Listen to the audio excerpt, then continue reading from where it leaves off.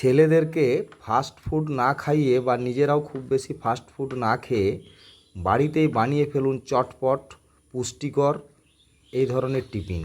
যেমন আজকে দেখতে পাচ্ছেন জঙ্গলমহলের রান্নাবান্নাতে এই যে পেস্টটা দেখতে পাচ্ছেন, এই পেস্টটা তৈরি করা হয়েছে সুজি এবং চিড়েকে মিক্সচার গ্রাইন্ডারে গুঁড়ো করে একটা পেস্ট বানিয়ে দেওয়া হয়েছে।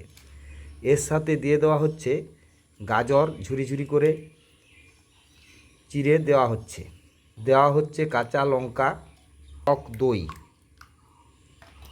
স্বাদ মতো লবণ, সামান্য লঙ্কার গুঁড়ো।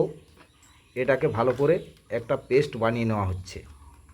সামান্য পরিমাণ জল দিয়ে পেস্টটাকে একটু পাতলা করা হচ্ছে। এটা অ্যাকচুয়ালি চুকলি পিঠের মতো, যেটাকে মেলা পিঠে বা চুকলি পিঠে বলা হয়, সেইভাবে তৈরি হবে।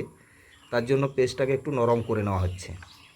একবারে কম তেল না দিয়েই প্রায় হবে। তার জন্য এটা পুষ্টিগুণটাও খুব ভালো এবং উপকারীও প্রচুর।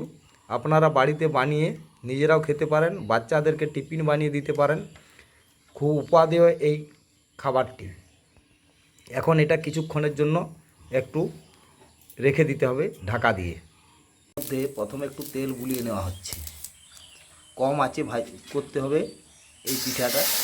এর মধ্যে আগের থেকে গুলে রাখা পেস্টটা দিয়ে দেওয়া হলো। এরপর পুরো করে একটু মেলে দিতে হবে, ঠিক যেভাবে আমরা চুকলি পিঠা করি সেইভাবে। এইভাবে একটা দিক হয়ে গেলে দ্বিতীয় দিকটা উল্টে দিতে হবে।